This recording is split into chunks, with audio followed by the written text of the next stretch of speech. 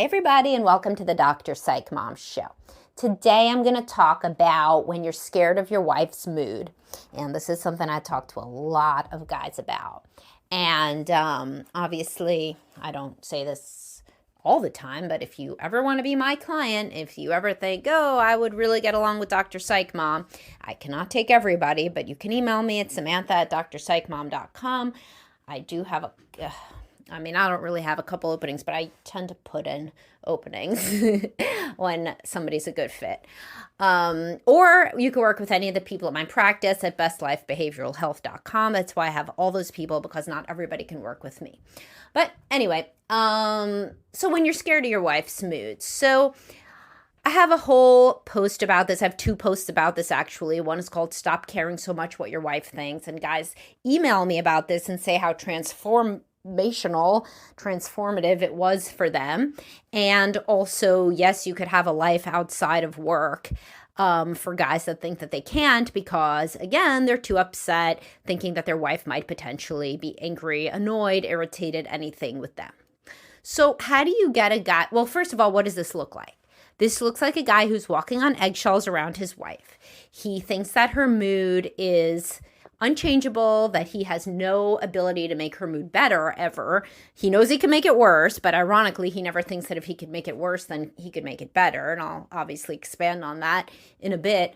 But she's like the sun. I've talked about this before, or like the rain. You open the window and you're like, oh, what's the weather? Oh, that's my wife's mood. It's unchangeable. Guess I just have to wait till the storm passes. And there's no agency, no ability to think that you could impact her positively. And these guys, they walk on eggshells around their wife. Some of the wives are, can be a real bitch, like really mean, and you look down on them and say nasty stuff and roll their eyes and say to the kids that daddy is wrong. But a lot of these wives, and I see this in practice, I see a wide variety of possible wives that guys are scared of. Some of them are like literally like not really bad, like they just kind of don't agree with everything, like they're not jumping up and down at everything that the guy says, but they're not really that mean, they're just, so I'll give you an example. So the guy says, oh, you want pancakes this morning? And she says, oh, no, I don't. Now, average guy is going to be like, oh, she didn't want pancakes. But if you're an anxious guy, who are the guys that struggle with this, you think to yourself, literally, this is an interaction that could be brought in about something equivalent, because all my, they're all hypothetical. Everything I say in here is hypothetical, but on this podcast. But the point is, some guys will interpret that as she is literally criticizing me. She's criticizing me and my ideas. She never likes anything I say. She said it in a tone. She condescended to my idea. Can't do anything right. Literally, from her saying like, no, I don't want pancakes. And sure, I guess she could like learn to be like, how Miss America might turn down pancakes if she was being interviewed at the pageant. Like, oh, I know I wouldn't, but what a lovely idea. And thank you so much for asking me. But like, give me a break. Why should somebody act like that? Like, why can't somebody just say, no, I don't want pancakes? Sometimes you can just say, I don't want pancakes, and that's fine. But to an anxious guy, it's not fine, because everything is riding on her. But then there's some women who are like, I told you I'm going gluten-free. Kids, didn't you hear mommy say that I'm going gluten-free? Oh, this just must be another one of those things you forget, isn't it? Yeah, okay, that woman is being terrible. But, and of course you could work on that in therapy, but still, that doesn't have to make your entire day bad. And that is the real point.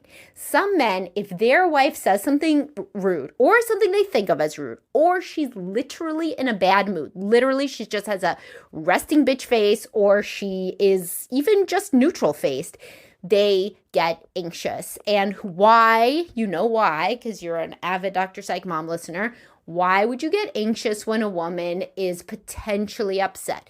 Because your mother used to get upset and you couldn't fix it and you didn't know why, and you were a little boy and everything rose and set on her mood. And if she was smiling, it was going to be a good day. And if she was frowning or yelling, it was going to be a bad day. And she had full power. She could take away anything at any time. There could be yelling, there could be crying, there could be scary stuff like drinking, like stumbling around, like volatile fighting.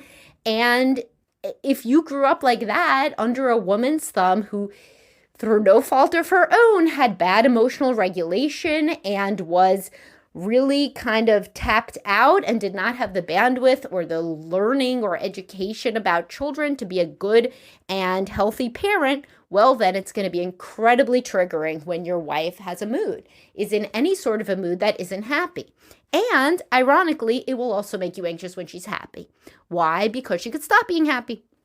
And that's when you really know that you got to get into therapy. When your wife's happy and you're like, oh, fuck, when's this going to end? When's the other shoe going to drop? Is she cheating on me? Some men even think that, literally. Is she happy because she's doing something bad? Like because she's texting with another man, because she's going to leave me, because, or even, why does she get happy about things that aren't me? Why is she never happy? She's happy because she and her friends are going out, but why isn't she happy like that when we're going out? So it's like literally the woman can't be in a bad mood, it upsets you, and she can't be in a good mood, it upsets you. So if you're trying to break away from this pattern of putting too much stock in what your wife thinks and being terrified of her mood, happy, neutral, or sad, then therapy is, really good for you, because you got to bring this back to where it originated. And usually originated with your mother. Sometimes it could have originated with a sister. A lot of guys are like, my sister was crazy, basically, and she struggled with her mood, and she was up and down all the time, and the whole house was like at her mercy. People say this a lot about like when their sister hit the teenage years. It's tough to be a teenage girl. It's tough to be a teenager at all, but teenage girls are particularly cry a lot and, are volatile with their emotions that have just turned on. They're not used to having periods. A teenage girl has PMS. She doesn't know what's going on. She acts nuts, and a lot of guys had this happen where everybody was scared of their sister. Others had it where everybody was scared of their mother. Others had it when everybody was scared of their father. And your father can be the template that you use for your attachment figure too. It doesn't have to be cross-gender, as I always tell you.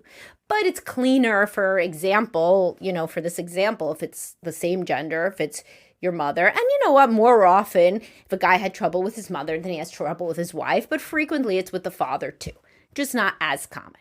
So the point being, your attachment figure in childhood, their moods ruined your life, to put it bluntly. And now your wife's moods do the same. And so if you see that and you can see behind the Wizard of Oz there, then you can understand why you're so wildly triggered by her. You are an anxious person anyway. You're scared that somebody's not going to love you.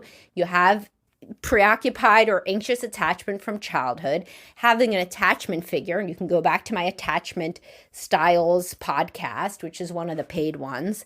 And that's the overview. It's attachment styles overview. And I talk about the origin of preoccupied attachment and avoidant attachment and secure attachment. And if your parent was like warm sometimes, but you could never predict when that would be, and you then become hypervigilant, trying to be around just in case, the sun breaks free from the clouds and the happy mood rains down upon you in a nice way, and avoidant kids, they don't worry about it, because they have other problems, which are that their parent is never really very warm. But the kids with preoccupied attachment had, let's say, a mother who could be very volatile, but also loving. So that they become like obsessed with getting her when she's in the loving mood. And so they kind of hang around her. And then later the attachment figures, all the girlfriends, that they will have. And then the wife, they want to do the same thing. They want to be so close and clingy that just in case the woman has a good mood, then they're going to be around for it and they will get the benefit of it. So this is something where you really have to work on doing your own thing.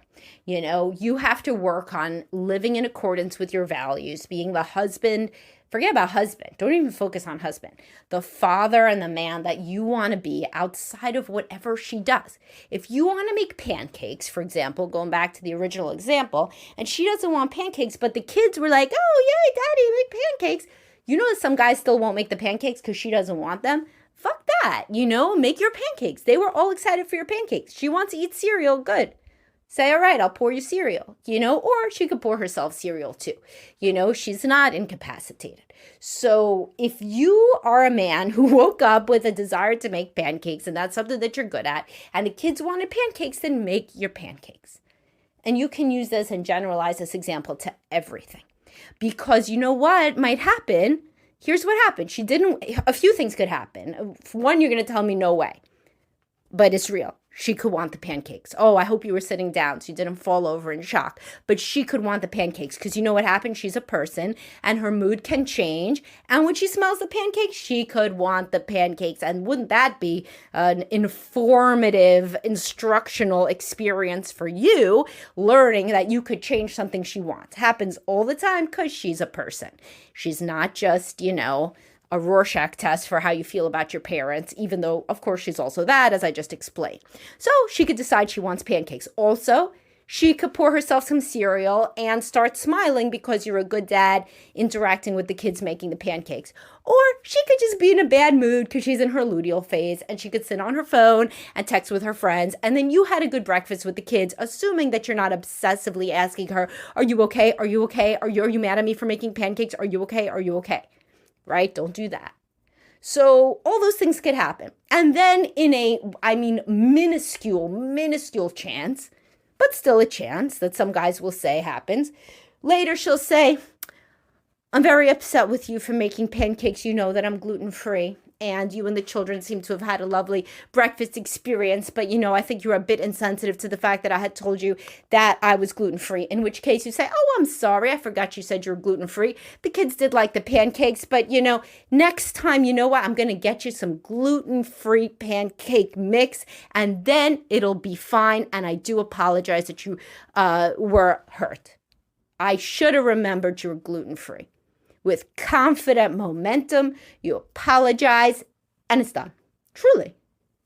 That can be your life. For real. I help people through that all the time in couples counseling. You think if you say that, she's going to keep on going? If she keeps on going and she wants to talk for 15 minutes about how she's gluten-free, that's not you, man. That's not about you. That's because she didn't get hurt as a child. People didn't listen to her. She's got a bone to pick with people who don't listen to her. And that's when you say, after listening to 15 minutes of, you should have remembered I was gluten-free, you say, you know what? You are completely right that we are not communicating well. I'm sure it's my fault in large part. Let's get into couples counseling. Because 15 minutes we've been talking about gluten-free and we could be enjoying our life with our children and we could be doing something fun. We could be going to a pumpkin patch or a fall festival and instead we're talking about gluten-free and I'm sure it's all my fault and I want us to get into therapy. And that's how you get into therapy. You know what? It is your fault, because apparently if she told you she was gluten-free, you should have remembered it. But you know what? That should not be the punishment for the rest of your life. So, it's a little bit of a balance. On the one hand, nobody should be scared of their wife. On the other hand, of course, try to remember what she says. If you don't, though, guess what? She ought to be nice to you anyway. And she ought to say, I was gluten-free, it hurt my feelings. And then you say, I'm sorry, honey, I didn't remember you were gluten-free. And then that's that. And if that's not that, then you need to level up from just listening to this podcast and probably go into couples counseling. But you know what? You know what percent of women I say to them in an argument, could he have fixed it? And the guy's saying no, and the woman says he could have fixed it in 100% of the cases that I've asked. Maybe 2% of those women are sociopaths and lying. 98% of them are correct. Because if the guy came in, he was like, I'm sorry, sweetheart. I didn't remember that you're gluten-free. My bad. I'm going to get you some gluten-free pancake mix. That is how to fix it. Sweeping in with a genuine apology, a positive attitude, like a can-do kind of assertive, respectable, somebody to respect, some tone like that can fix it. So, I'll give you another example just for shits and giggles, right? So a lot of guys say that there's no way to make the woman change her mind about XYZ. So therefore they have to be, disingenuous, so they have to lie and they don't want to lie. So for example, the woman will say, what do you think about this color of paint? And the guy says that he doesn't like it, but he's scared to say that he doesn't like it because, again, he's terrified of her mood changing or this or that. So he's in a no-win situation, and so this is terrible to him. I'll tell you something. This refers back to my post, which maybe is also a podcast, I never remember, on alert, you don't need to have an opinion about most things. So if you find yourself caring so much what your wife thinks, you're always having problems where you're going against things that you think for the sake of your wife, and that's making you upset, and then sometimes you can't do it until you tell her what you think, and this happens regularly. Usually, Occam's razor would suggest that you have too many opinions. Quite honestly, that is the truth. And it may not be a truth that you want to hear, which means the madder it makes you, the more it's probably true. Who gives a shit what color the wall is painted? Who cares? Who gives a shit, about the furniture? Who cares if you go to the pumpkin patch? Who gives a shit what you do on your weekend? Who cares if you're 15 extra minutes in Target or an hour extra in Target? If you care about these things and you have a million preferences, and it's always a difficult balance for you to balance all of your preferences with all of her preferences without putting her in a bad mood, she may be in a bad mood because you are rigid and difficult and have too many preferences. So if you want to say the same for her, 100%. But this specific podcast, I literally did a podcast, is your anxiety and rigidity hurting your relationship with your husband and kids? So that one was due to women. That one was focused on women, but this one is about men. So I'm going to say a lot of the guys who come in and say, I'm always walking on eggshells because she says things and I don't agree with them, those guys have infinity opinions, and they don't need to have so many opinions in the first place. And they need to think about why they're always viewing the world as something where they have to have an opinion about every single thing. And if they get rid of that kind of self-importance of always needing to have some sort of opinion about everything, then their marital problems dissolve and they no longer have to walk on eggshells because they don't give a shit about stupid, petty stuff. And that is your PSA about that topic. And thank you for listening. And I hope that this made you think. As all of my podcast episodes, I hope to make you think in them. And again, always you could reach out if you need to. Subscribe to my podcast and have a great day.